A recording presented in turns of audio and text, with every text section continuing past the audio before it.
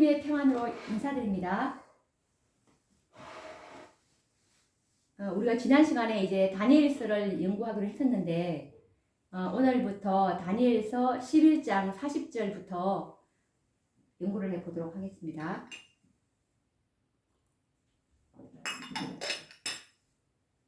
우선 하나님의 말씀 다니엘서 11장 40절 말씀을 읽어보도록 하겠습니다. 마지막 때에 남방왕이 그를 찌르리니 북방왕이 병거와 마병과 많은 배로 회리바람처럼 그에게로 마주와서 그 여러 나라에 들어가며 물이 넘침같이 지나갈 것이요 라는 이 말씀인데요. 이 말씀을 보시면 이 마지막 때에 남방왕이 그를 찌르겠고, 그리고 북방왕이 병거와 마병과 많은 배로 이제 회리바람처럼 그에게로 마주 와서 그리고 그 여러 나라에 들어가며 물이 넘침같이 지나갈 것이요 라는 말씀입니다.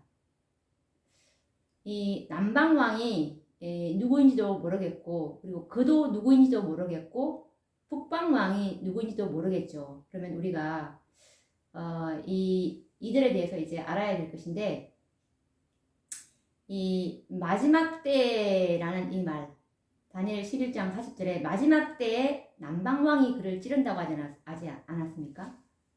이 본문에 나오는 이 마지막 때라는 시기를 우리가 먼저 한번 생각해 보도록 하겠습니다. 성경상 이 마지막 때를 말할 때는 어떤 분들은 1798년 법왕권의 몰락으로부터 이 마지막 때가 도래하였다고 말합니다. 물론 틀린 말이 아닙니다. 그런데 이 다니엘 11장 40절에 언급된 마지막 때를 1844년으로 기산점을 잡는 것이 더 명확합니다. 왜냐하면 이 재림의 시기와 성소 진리를 연관시켜 볼 때 예수님이 하늘 지성소로 들어가시는 때로부터 마지막 때라고 보는 것이 합당하다고 봅니다. 왜냐하면 이때부터 이제 그리스도의 재림이 가능한 때이고, 그리스도의 재림이야말로 진실로 이 세상의 마지막이기 때문입니다. 그러므로 이 법왕권이 무너진 1798년부터 마지막 때가 도래된 것은 사실이지만 1844년 이전에는 예수님께서 재림하실 수가 없다는 사실을 우리는 기억할 필요가 있습니다. 2300주야의 예언이 성취되고 심판의 기준이 되는 하나님의 율법이 회복된 이후라야 그리스도의 재림이 가능하기 때문입니다. 이처럼 그리스도의 재림이 1844년 이전에는 있을 수가 없다는 원칙을 기준으로 삼을 때 이 진짜 마지막 때는 1844년 이후부터 적용하는 것이 합당하다고 봅니다. 그래서 우리는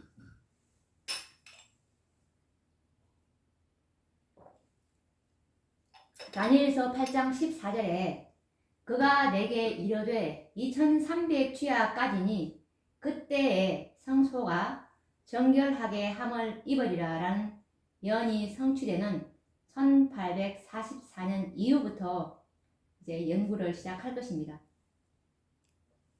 마지막 때가 시작되는 1844년부터 다니엘 12장 1절부터 2절에 큰 환란인데요. 이제 7장인데 이 큰 환란과 특별 부활에 이르기까지 이 지상에 일어날 사건들을 이제 연구하게 될 것인데요.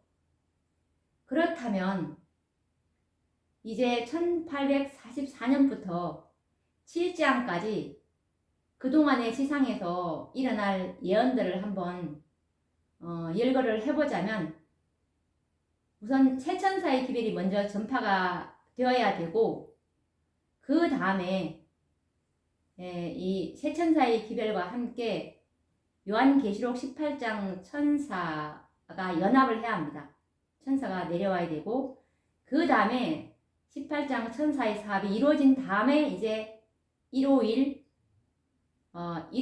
법령이 이제 내릴 것입니다. 천사의 기별이 내려온 이후에 151 법령이 내릴 것이고, 151 법령 이후에 이제 늦은 비가 참교회에 부어질 것이고, 이 늦은 비를 받은 참교회는 큰 외침을 하게 되므로 이제 바벨론 가운데 있는 하나님의 백성들을 이제 그 가운데서 나오게 함으로 14만 4천의 수요가 채워지기 때문에 은혜의 시기가 맞춰지게 될 것입니다.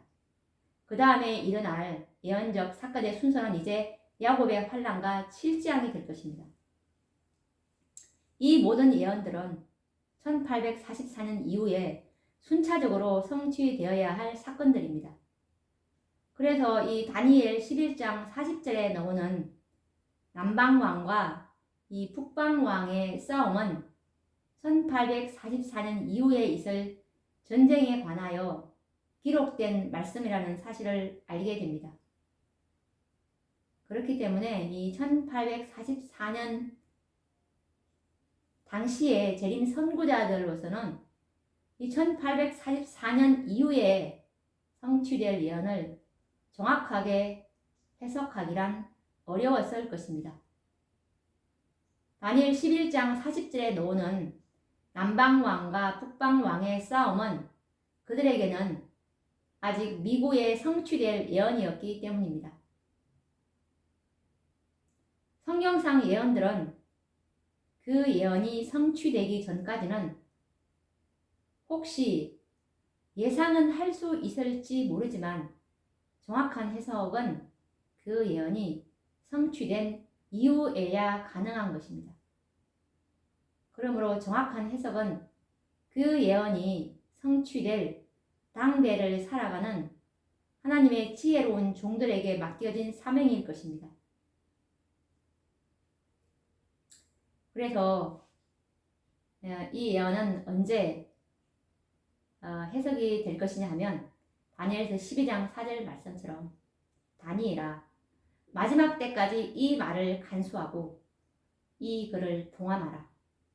많은 사람이 빨리 왕래하며 지식이 더하리라 라는 말씀처럼 마지막 때가 되어야 열릴 예언이었다는 것입니다.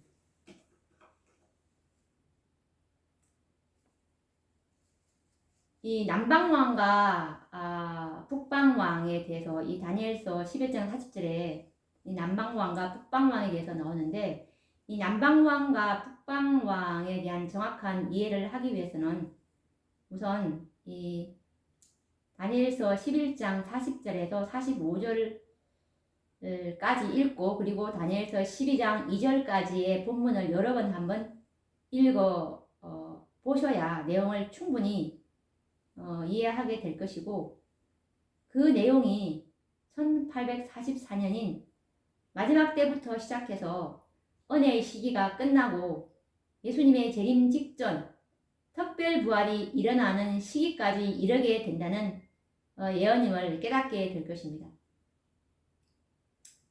이렇게 예언의 내용을 이해하고 난 다음에는 다니엘 11장 40절에서 말하고 있는 이 남방왕과 북방왕에 관해서 이제 연구를 해보면 이해가 잘 되실 것입니다. 성경에는 다니엘 11장 6절에서 북방왕과 남방왕에 관해서 말하고 있는데요. 이 북방왕과 남방왕에 관한 역사는 헬라 왕국이 분열됨으로 생겨났습니다. 이것은 헬라의 알렉산더 대왕이 죽은 다음에 네 나라로 분열되었죠. 프톨레미, 카산더, 리시마쿠스, 셀루쿠스라는 이 네 나라가 분열된 이후에 이스라엘 국가를 중심으로 해서 이 패권 다툼을 하고 있던 남쪽에 프톨레미 왕국을 남방왕이라고 불렀고, 그리고 북쪽의 셀루쿠스 왕국은 북방왕이라고 칭하여 부르게 되었습니다. 그런데 이미 헬라가 망하고 뒤이어서 일어난 로마도 망하고,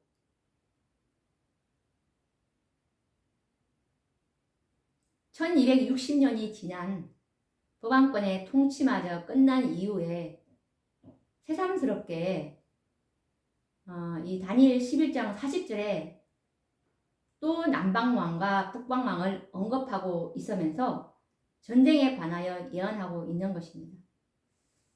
그래서 여기에 나오는 이 남방왕과 북방왕은 헬라 왕국도 아니고, 그리고 로마와 도방권도 아닌 새로운 왕국들임을 알 수가 있습니다.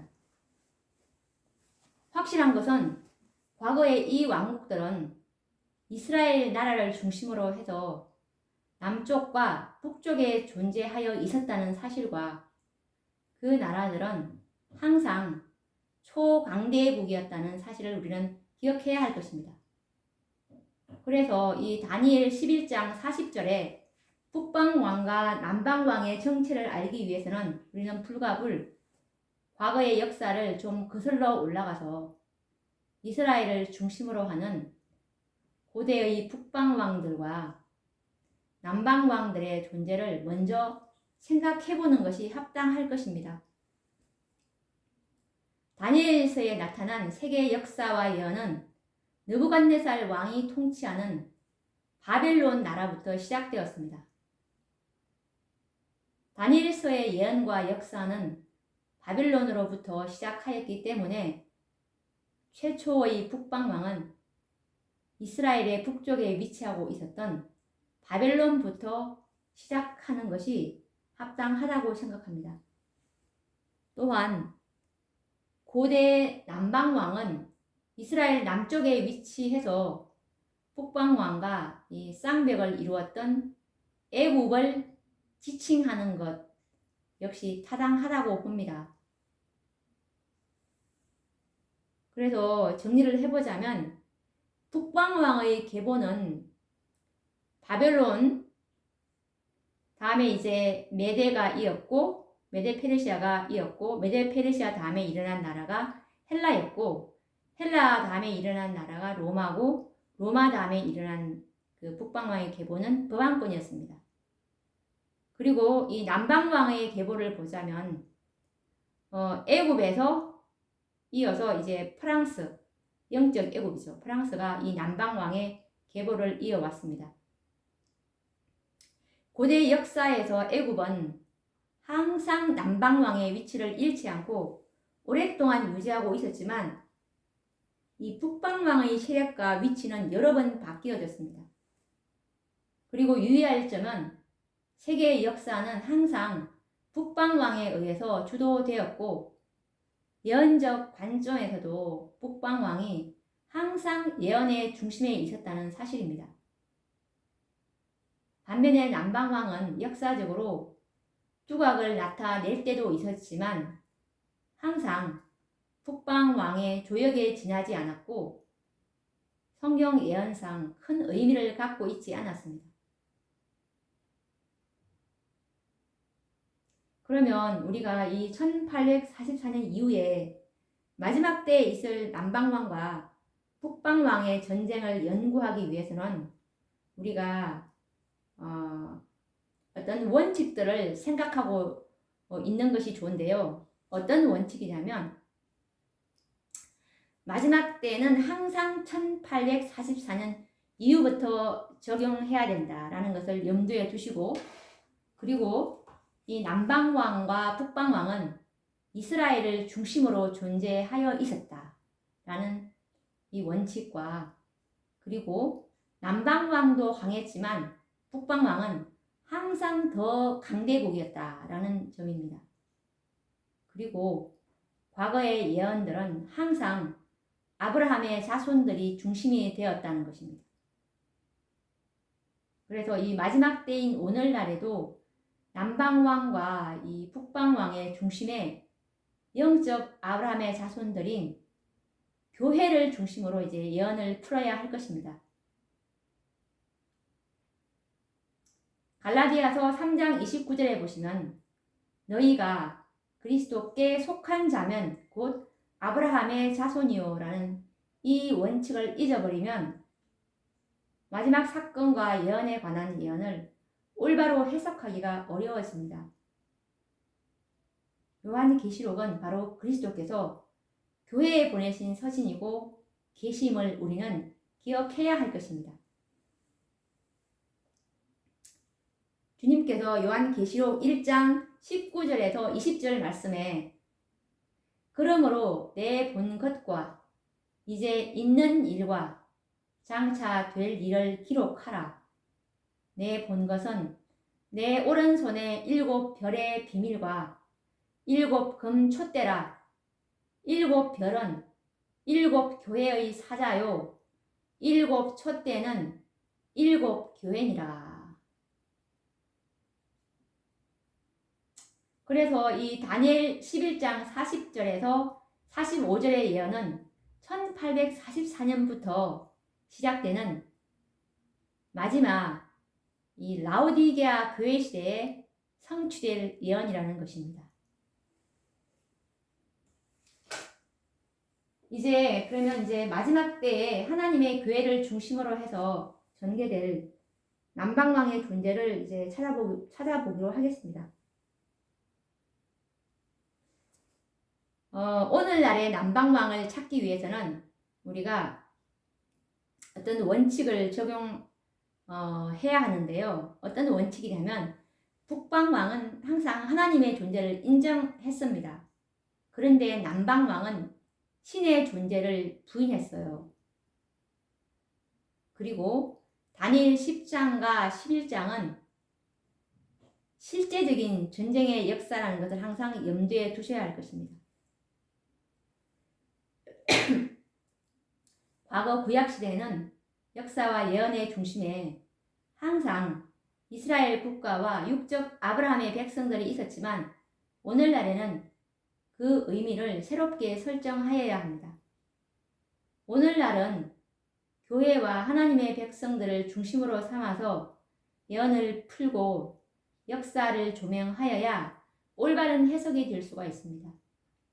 왜냐하면 혈통적 이스라엘 나라는 이제 아무런 약속이 없기 때문인데요. 이것이 로마서 2장 28절에서 29절에 말씀하고 있습니다. 대저 표면적 유대인이 아니오 오직 이면적 유대인이 유대인이라고 말씀하고 있기 때문입니다. 그리고 이 갈라디아서 3장 29절에서도 같은 말씀을 하고 계시는데요.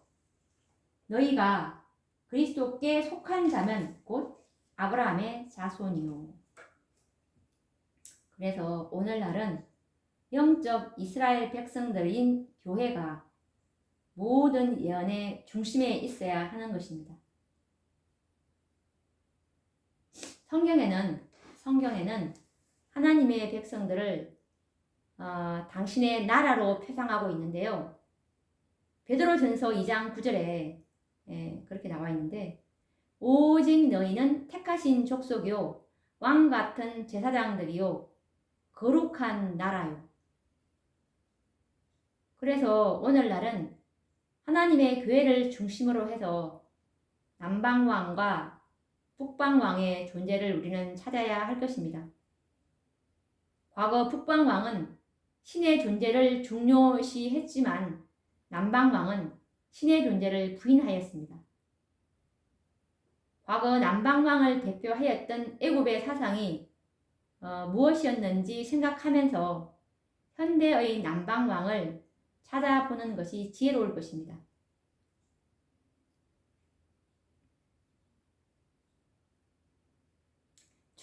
출애굽기 5장 2절 말씀을 보시면 바로가 가로되 여호와가 누구간데 내가 그 말을 듣고 이스라엘을 보내겠느냐 나는 여호와를 알지 못하니 이스라엘도 보내지 아니하리라 라고 말하면서 이 남방왕은 신의 존재를 부인하였죠. 이 재림 선구자들의 견해로는 1844년 당시에 남방왕은 프랑스였고 북방왕은 오스만 토익이라고 해석을 하였습니다. 당시 국제 정세로는 타당성이 있었지만 1844년 이후에는 그것이 전혀 합당하지가 않습니다. 그 이유는 다니엘 10장과 11장은 실제적인 전쟁의 예언과 역사이고 실제적인 나라들에 의해서 전쟁은 주도되어야 하기 때문입니다. 북방왕은 항상 초강대국이었고 남방왕도 북방왕과 대등한 세력을 가진 나라이기에 두 나라는 실제적인 군대를 소유하고 있어야 합니다. 분명하게 이 다니엘 10장에서 11장의 전쟁에 대한 예언은 나라와 나라 사이에 실제적인 전쟁들이 없기 때문에 우리는 이 과거 역사의 패턴을 벗어나서 생각해서는 안 됩니다. 그래서 이제는 여호와가 누구간데라는 애굽의 무신론 사상과 프랑스 나폴레옹 혁명 정부의 정책을 바탕으로 해서 세운 나라 구소련을 남방왕이라고 말할 수 있을 것입니다.